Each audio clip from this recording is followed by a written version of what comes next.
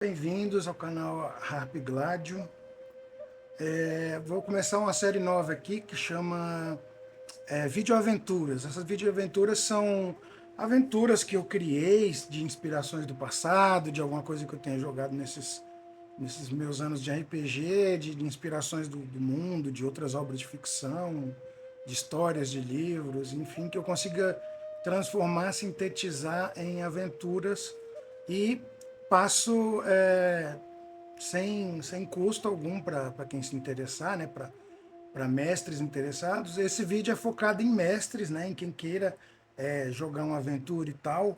Mas se você é um jogador que imagina que não vai jogar, que se interessa em ler, que se interessa talvez em se aprofundar um pouco como é que é o pensamento de um mestre, também pode ser uma oportunidade para você assistir. De qualquer forma, se você começou a ouvir como jogador, começou a se interessar e quer tentar jogar sem saber spoiler, sem saber a questão da história, você pode indicar para o seu mestre também.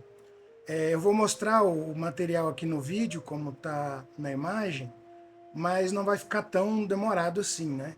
Então, a forma de você conseguir obter esse material de forma gratuita é entrando em contato com o Harp Gladio em alguma das redes dele, seja no Instagram, no Facebook, é, pelo YouTube, tentando deixar alguma forma de contato com que eu consiga enviar esse documento para vocês. Não vai estar disponível em link e nada, mas eu vou mandar livremente para quem entrar em contato, manifestar interesse. E aí, se por um acaso quiser, né, quem gostar do material, gostar do que lê, quiser participar do projeto de maneira, investir no projeto, diria, né, realizar um pagamento e tal, eu forneço assim meu Pix, a forma de produção, um conteúdo bem difícil de fazer, eu faço sozinho. É a primeira vez que eu faço, então provavelmente vai ter muito espaço para melhorar, muita coisa que vai ser diferente depois, assim que eu for tendo feedback de como vai ser isso aqui.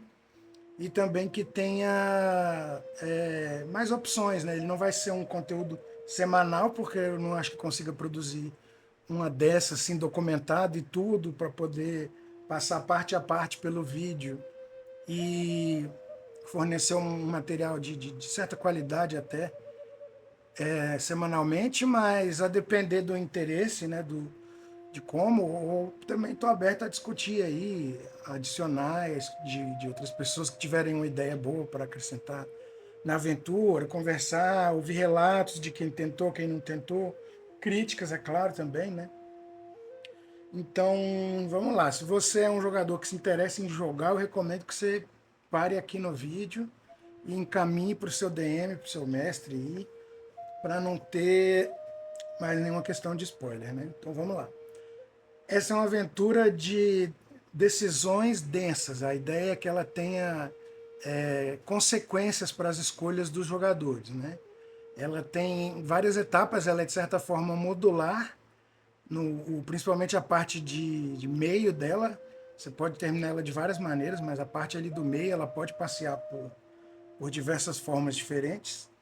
E de maneira que o início, sim, que é uma cena que eu chamava de um experimento social nas primeiras vezes que eu fazia ela, é a parte mais previsível de como vão ser as coisas, porque apesar dos pesares, são jogadores de RPG que costumam repetir algumas ações, né, em comum.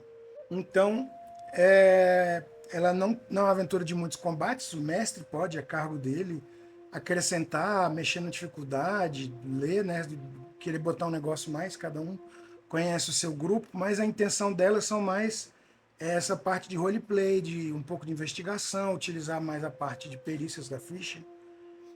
Também não há um nível exato para que você use, eu recomendo que use ela até o nível 3 no máximo, né?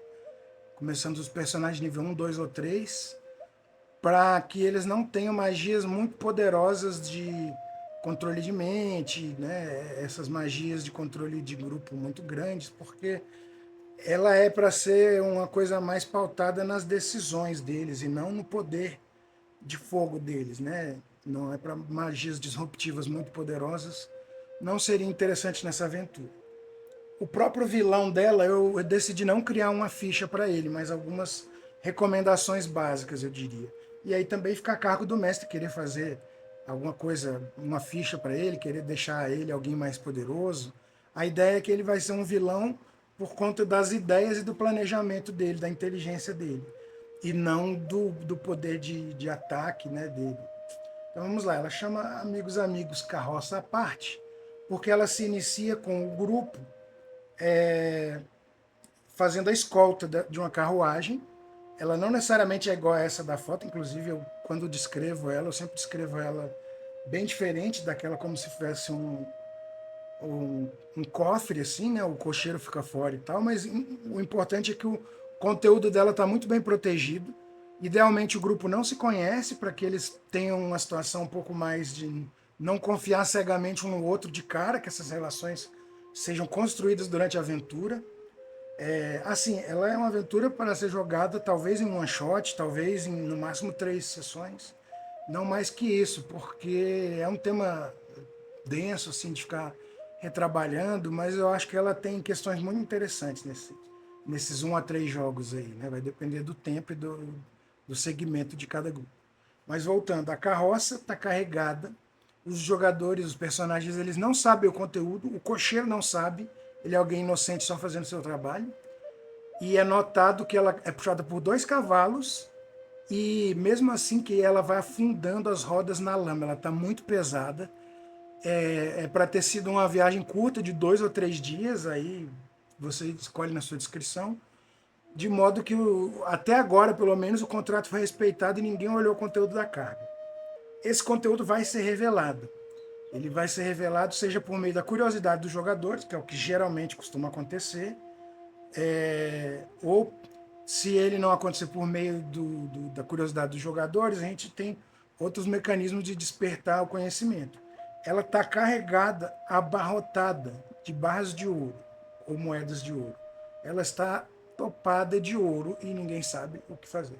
Então, toda vez que os jogadores se deparam com essa questão de tanto dinheiro assim, eles já imaginam que para quem que é, de quem que é, por que agora isso se torna uma questão interessante, porque até então eles estão só cumprindo um trabalho que foram pagos para isso, o pagamento não precisa nem ser muito grande, e agora eles têm a escolha de seguir ou não com a entrega, afinal com eles, além do grupo, só tem o cocheiro.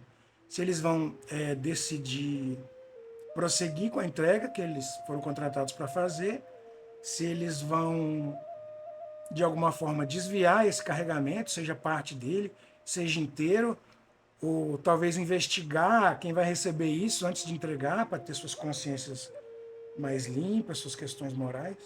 Então, aqui, você pode despertar de várias formas essa descoberta do ouro. Né?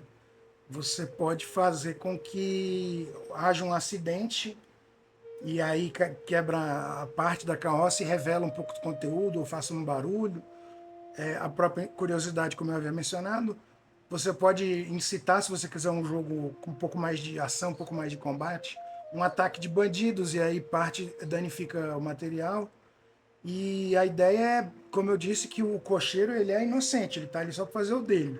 Se o cocheiro, porventura, morrer ou for convencido pelo grupo a se afastar, aí fica 100% a cargo deles o que fazer com a entrega.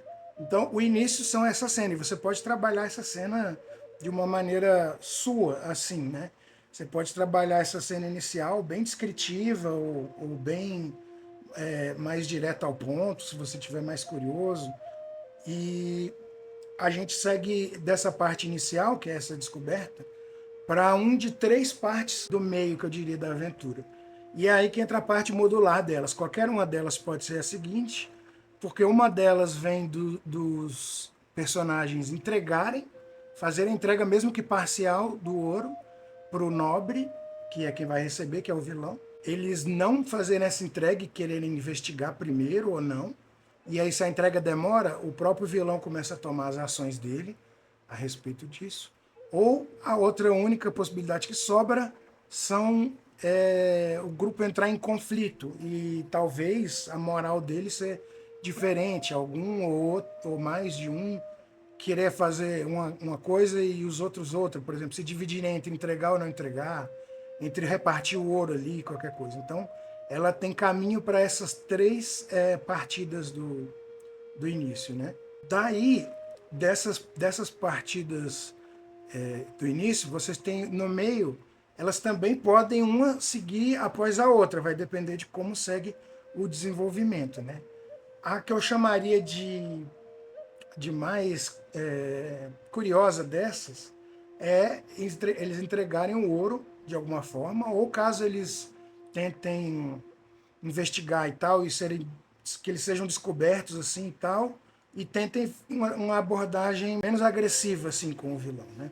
Porque o vilão vai estar aberto a ouvir eles, o vilão vai ter propostas para eles, caso eles o procurem, e inclusive um banquete, que é a cena principal dessa parte, inclusive. Não é a única forma de chegar aqui, mas é uma das mais diretas, que seria entregar e conhecer quem tá recebendo aquela entrega, né?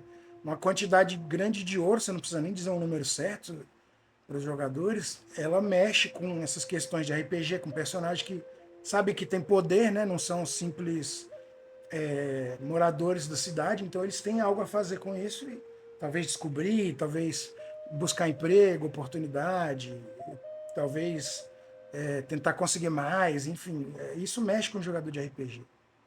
Então, na opção inicial, eu seguiria para o primeiro desses meios, né, que eu chamado aqui no documento de parte 1, ela tem a ver com essa entrega do ouro. Aí, essa imagem, inclusive, foi feita sob medida para que demonstrasse itens específicos, assim, ela fica melhor visualizada, né, da outra forma. Conta que os jogadores chegam na mansão desse Lorde. Esse Lorde pode dar o nome que você quiser, aqui para o critério de documento ele é chamado de Doorstep. O Lord Doorstep é um vilão trágico. Ele não é mal só porque é mal, ele tem formas distorcidas de ver o bem e é isso que ele planeja fazer, né? Então, os planos dele envolvem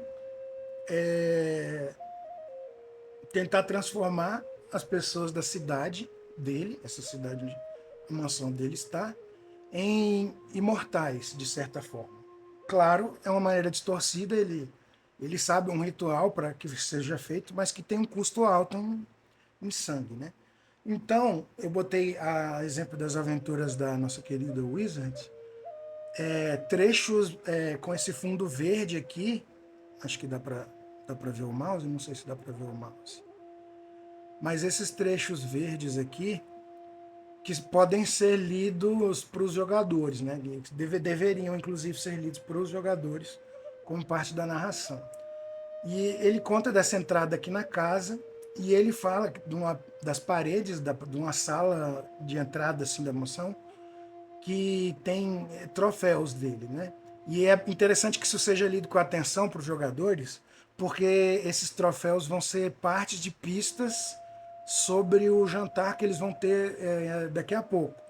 Existem no jantar, né, de forma resumida, pratos normais, neutros, né, pratos que têm um certo veneno, assim, que tem a intenção de enebriar os jogadores de alguma forma, e pratos que são tidos como antídotos. Então, as escolhas dos pratos que eles vão comer nesse jantar vai interferir diretamente no depois, né? Se eles vão estar envenenados, se eles vão estar aptos a combater plenamente, se eles vão estar ludibriados para uma futura negociação. E essa cena do jantar é a mais importante dessa parte, talvez a mais importante da aventura, porque ela foi feita com muito cuidado e, apesar de que pode ter alguma ponta solta, né? Como eu disse, eu trabalho sozinho. A ideia é que sejam descritos os pratos sempre de forma exótica, como eles estão aqui. Você pode até florear mais e tal, mas que não perca essa relação de que hajam pistas nessa primeira sala, que os jogadores possam tentar lembrar o jogador mesmo, ou que com algum teste de memória que o personagem possa se lembrar. Então aqui, por exemplo, eu botei aqui esses troféus que tem na sala dele, é um veado de chifres dourados, um olhar vazio, como se fosse a cabeça, né, no troféu. Um javali com presas negras, como o ébano, e esse mesmo javali, que parece estar num quadro também. e um corvo empalhado, cujos olhos vermelhos de rubi parecem seguir seus movimentos. Todas as peças extremamente limpas, bem cuidadas. Aqui ainda tem uma intromissão do mordomo da casa que os recebe, né? Ele fala: o senhor Dalstep os tinha em grande estima. Cada um representava um desafio e uma lição. Então, o jogador mais sagaz, ele já vai pegar ali que tem alguma coisa. Talvez tenha alguém anotando as coisas e tal. O que são as pistas aqui que podem ser antídotos depois para os jogadores? Seriam os chifres, as presas negras do javali e os olhos de rubi do corvo. Eles aqui vão ser relacionados com itens do jantar, né, que podem salvar eles de algumas... os venenos não são letais, né? Ele não é esse tipo de vilão. Ele quer obter a vantagem dele numa negociação, numa oferta, e ele não fala de negócios com os jogadores enquanto o jantar não acabar, porque a intenção dele é que eles consumam e naturalmente tentem se envenenar ali. Ele pode ter, na minha opinião, uma resistência, no caso, escolher um dos envenenados e consumir ele mesmo sem prejuízo, porque ele pode já ter criado essa resistência. Ou se ele for desafiado pelos jogadores, ele a comer mais de um, né, dos itens, ele pode comer 2, por exemplo, e tomar só um antídoto que para o outro ele já vai estar protegido. Seria uma forma interessante de ludibriar os jogadores quanto à segurança da comida. Se a mera descrição delas já for o suficiente, eles fazem as escolhas deles, né? Então tem aqui pratos neutros, que são a maioria, e eles têm a descrição, tem testes aqui que podem não levar a nada, só para ganhar um tempo com os jogadores. Tem até com a intenção de ser um falso antídoto. Então seria esse pão de mel com ervas, o queijo com nozes, todos daquela imagem lá, né? Uma água de frutas, e aí todos eles têm comentários e tem que ser descritos de uma forma que os jogadores possam entender para tirar as conclusões deles, talvez relacionar justamente com aquela sala anterior, que é a única coisa que eles sabem até agora do vilão, né? Então tem a descrição dos pratos neutros aqui, geleia de damasco, tempero de sementes do mercado proibido. Aqui a imagem do mordomo e a imagem do Lord Doutstep. A ideia é que ele seja um cara normal, como eu falei, né? A ideia é que a inteligência e os planos dele sejam a vilania dele, né? Então tem pratos com antídotos, que é o vinho com lascas de chifre, a pasta de alho negro do chifre do javali e a geleia de romã da cor dos olhos do corvo. Não é uma relação direta, é uma relação suave, mas você pode fazer testes para que relacione a eles, né? Caso eles comecem a se sentir envenenados, caso os venenos comecem a fazer efeito, né? Esses venenos têm efeitos de curto e longo prazo, que seria o de curto prazo, que seria ali durante o jantar e durante a próxima cena, essa chamada de jogo de poder, e a de longo prazo para a partir dali, caso os jogadores saiam da casa dele ou vão para outro lugar, né, que elas estejam em efeito a partir dali. E também tem o detalhe de que se o jogador tentar ser o malandrão e comer tudo, que ele desmaia. O jogador que fizer, o personagem que fizer consumo de todos os alimentos e tudo que tiver disponível ali, ou de tudo menos um, ele desmaia, né? Acho que seria uma forma interessante de se proteger dessa, né? Se eu comer tudo e todos, e eles não têm nem que saber que tem nem antídoto nem veneno aqui. Eles provavelmente podem desconfiar, né? E também, se os jogadores decidirem não comer nada, o Lorde tem a resposta dele aqui, né? A desconfiança, primeiro sintoma da morte da alma. Então ele vai dando pistas pelas falas dele do que ele quer, né?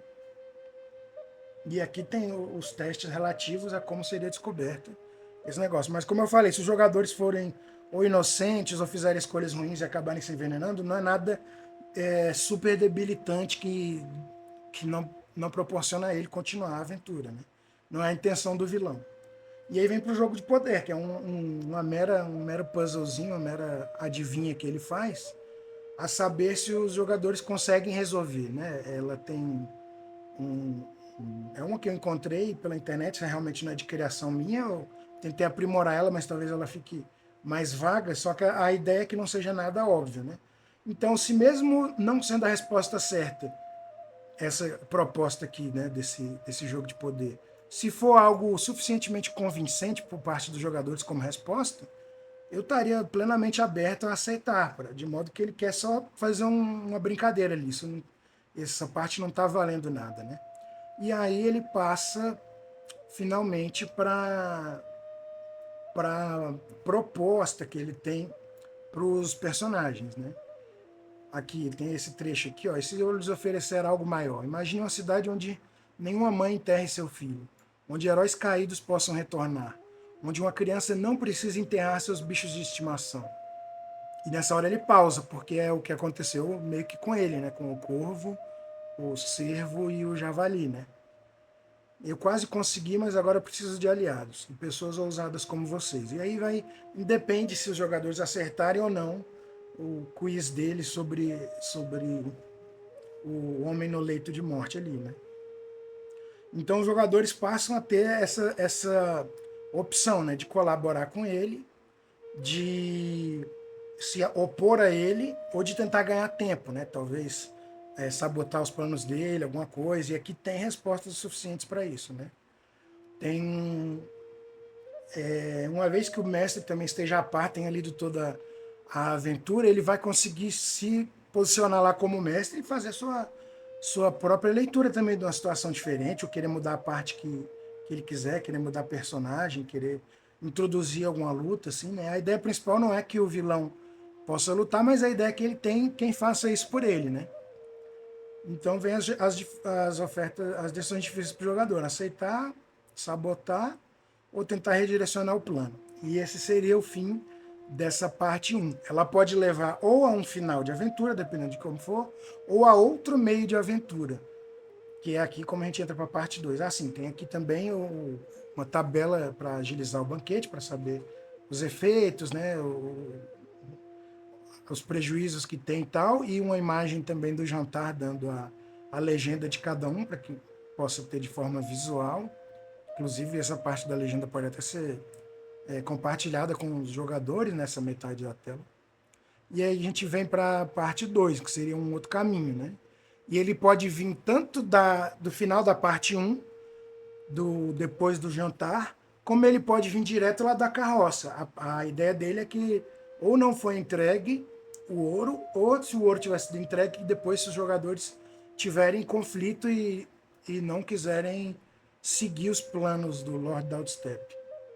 Então, essa parte de investigação, né, de querer saber o que acontece e tal, ele tem inclusive sugestões aqui de que os jogadores vejam crianças já ressuscitadas por esse ritual bizarro dele, só que com mais perspicácia dos jogadores, eles notam que as crianças não piscam, que não é uma ressurreição plena, alguma coisa assim, né? Isso pode se dar tanto no momento do jantar, como futuramente eles forem investigar sem o nobre perceber, né? Aqui, partindo do princípio que o nobre que eles já estão em conflito com o nobre, ele pode espalhar recompensas por eles, né? Dado o caso de ele ter conhecido eles ou não, se eles forem ladrões do ouro ou não, né?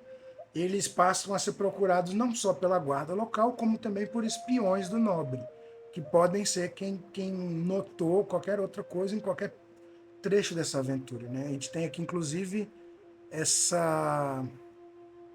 corvo com um anel, que seria um símbolo que eles veem nos brasões do Lorde, que seria o símbolo dele, símbolos que os espiões dele usam, compartilham e tal, né?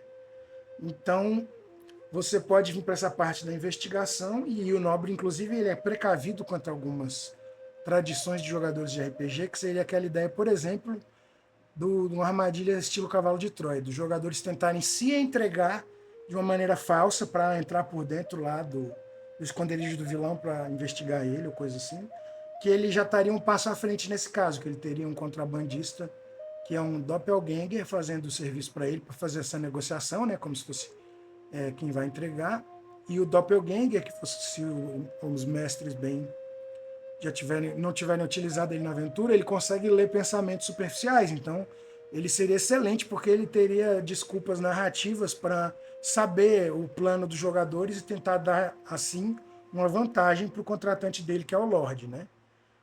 Caso você queira fazer cenas de combate, também podem vir ou guardas ou mercenários atrás dessa bela recompensa oferecida pelo nobre pela cabeça dos jogadores, mas a ideia é que eles sejam tragos vivos, né? Tanto na proposta depois deles terem jantado, como se não tiver havido a cena do jantar ainda, né? Então, ele tem um comportamento um pouco diferente, caso eles não tenham feito a entrega inicial, né? E é aonde ele trata aqui, ó, opa, vocês roubaram o futuro, mas eu entendo, o ouro era tentador, né? Mas se eu lhe oferecesse algo maior, então ele vem de novo com aquela proposta dele. A ideia é que eles tenham um encontro com o vilão para conversar, não que seja um plano de combate. Mas caso os jogadores ataquem ele, a, a resposta dele é tentar jogar na consciência dos jogadores, qualquer deslize que eles já tenham cometido nessa aventura. E é aí que a parte dele ter espiões pode fazer mais sentido, porque pode ser que algum espião dele tenha visto, seja uma discussão que os jogadores tenham feito, alguém que planejou roubar a carroça e depois foi convencido que não. Qualquer brecha que eles tenham dado pode ser algo que ele vai usar quando ele estiver apanhando. Então o combate dele é por meio das palavras, né? Então eles têm essa sequência de perseguição deles, assim, seja pela guarda, por mercenários, eles podem vir a encontrar ele em bons ou maus, em boas ou más, né? Eles podem vir de bom grado, caso seja a primeira vez que eles vão encontrar, ou se eles já tiverem discutido, já tiverem tido a cena do jantar, eles podem ser tratados de uma forma um pouco mais ríspida, né? E também a possibilidade deles ficarem com o ouro e conseguirem escapar, se desvencilhar, de que o ouro vai trazendo como se fossem maldições para eles, pouco a pouco, que podem ser descritas, ampliadas ou amenizadas a critério do mestre, que façam com que eles depois, né, provavelmente esse vai ser um final de quem não encontrou com ele, para forçar um encontro posterior com ele, mas aí tem uma cena onde o jantar não acontece, ele recebe os jogadores já numa mesa de jantar vazia. Não vai precisar ter aquela cena, caso eles já estejam amaldiçoados, mas se você gostar da cena, você pode aplicá-la também. Mas que ele tenta ser um pouco mais enfático nessa ideia do plano dele, né? E os jogadores investigando ali e tal, eles descobrem pouco, a não ser que seja na terceira parte do meio, que é a que vem a seguir, né? Inclusive ele tem até um save, por assim dizer, até se eles forem até o fim e mesmo assim derrotarem ele, destruírem ele, de que ele volta, né? O cadáver dele não decompõe, mas ele como se reencarnasse em algum outro corpo depois de um tempo. Então ele continua a ser um problema que eles ficam sabendo futuramente, ou se eles não resolvam, né? Se eles não aderirem à causa dele, que também é possível. Não é impossível que ele não consiga convencer os jogadores, mas você tem que estar aberto também aos jogadores decidirem seguir os planos dele, né? Nem que seja até certo ponto. E aí você vem para a parte 3, que pode vir em decorrência ou deles terem evitado duas vezes o nobre, ou pode ser a primeira, deles terem tido conflito lá atrás, ainda na carroça, e ficarem divididos, se entregariam ou não, ou de, por exemplo, combinar de entregar e dois estão planejando enganar os outros e roubar, alguma coisa assim. Então vem para essa parte 3 que são NPCs que vão dar ali indiretas para eles, que vão servir de estímulos tanto para seguir com o combinado e entregar o ouro, que são aqui ó, NPCs que pressionam o grupo a entregar ouro de forma indireta. Os NPCs não sabem do que eles carregam a princípio, né? E os NPCs que pressionariam o grupo, né, a entregar, a roubar o ouro, né? Seriam, eles teriam as suas descrições dessas cenas aqui. Caso o grupo esteja em conflito, não tenha decidido ainda e está seguindo, você pode partir por essa abordagem aqui.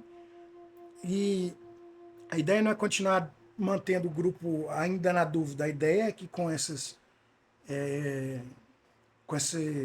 sussurros do caminho, né, como sugere o nome da parte, que eles tomem uma decisão para algum dos lados, né?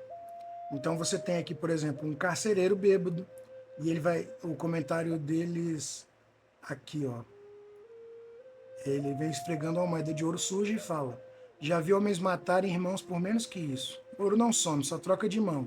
E cada troca deixa um rastro de cadáveres. Ou seja, ele está falando justamente, né? Ó, pressão. Se os jogadores ficarem com ouro, talvez eu tenha errado o título aqui, mas de qualquer forma, parabéns. Agora são os novos vilões da história, né? Se ficarem com o ouro, né? Tem a criança com carrinho de madeira, né? Que fala, ó, vocês também trabalham para o homem das moedas tristes? O pai diz que ele paga com ouro, mas todo mundo que trabalha para ele some. Que ele revela que o Nobre sequestra carregadores. Então. E tem esse monge também no caminho, né? Que fala, o ouro é pesado, não pelo metal, mas pelo sangue que secou nele. Você consegue sentir? Então, são falas de transeuntes, de free talkers mesmo, assim, né? A ideia é, talvez eles não estejam nem falando diretamente com o grupo, mas é algo que o grupo consegue ouvir, né? E tem, por exemplo, a velha tecedeira, que teria falas de modo que pediria, né, uma ajuda para reconstruir a vila dela, que a culpa seria do nobre. Um soldado desertor, né, que guardava essa carroça antes, e pode ser alguém que saiba, na verdade, né, exceção de quem sabe o que tem dentro da carroça que tivesse sido entregue, né? O ouro ia financiar um exército de mortos-vivos. Não é bem isso, mas é quase isso. Isso é uma visão distorcida do plano distorcido do vilão, né? Também pode servir para apontar mais o grupo para um lado para o outro. E aí tem um bardo errante, né? Que eu acho bem interessante também, que ele canta uma música falando que roubou do rico e deu para o pobre, e aí o pobre virou rico e o rico virou morto, tipo, né? Quem vocês acham que merece esse ouro? O nobre ou os que ele pisou para ter? E, novamente, com consequências para as escolhas dos jogadores, né? Tem aqui escolherem dividir esse dinheiro, escolherem não dividir, escolherem seguir para entregar para o nobre depois de ter ficado com essa confusão, pode passar para a cena do jantar. Ou se eles decidirem não entregar depois, forem pressionados a não, você passa para aquela cena deles serem procurados por mercenários ou pela guarda, né? E aqui vem uma parte adicional, né? Eu botei até com essa capa de fim de aventura aqui, que seria se os jogadores chegarem a investigar os fundos do nobre, onde que ele consegue, né? Se eles conseguirem tempo, respiro, escapar para uma investigação mais profunda, eles descobrem que ele tem aqui uma mina, né?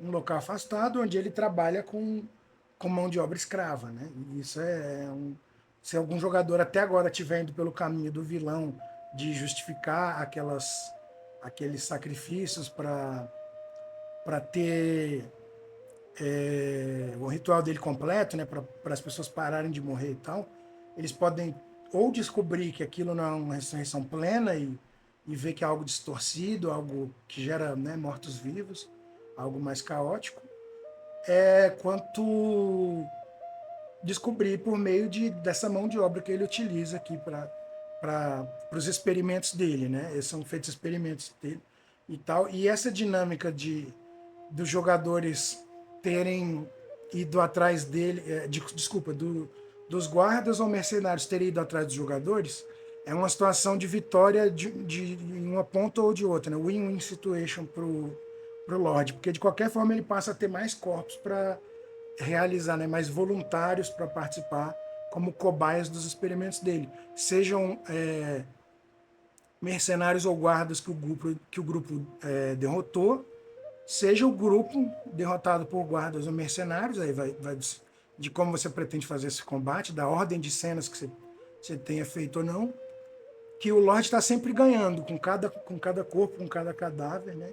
Derrotar ele não é uma solução permanente também. Tem até que detalhe final para o mestre, ó. Se eles ignorarem a mina, ele acelera os planos dele usando o ouro para criar mais criaturas reencarnadas, né? E se libertarem os escravos, ganham aliados, mas são caçados por mercenários do nobre. Volta aquela caçada, né? Alguns escravos também podem querer não ser salvos, afinal, né, ter essa ideia de que morrer é pior do que trabalhar forçado. É bom também ter muito claro isso com os jogadores. Tem temas sensíveis na aventura e é bom ter um grupo mais maduro. Não precisa ser experiente no jogo, mas tem que ter uma maturidade e também que não seja gatilho de ninguém, né? É bom conversar isso, conhecer seu próprio grupo antes.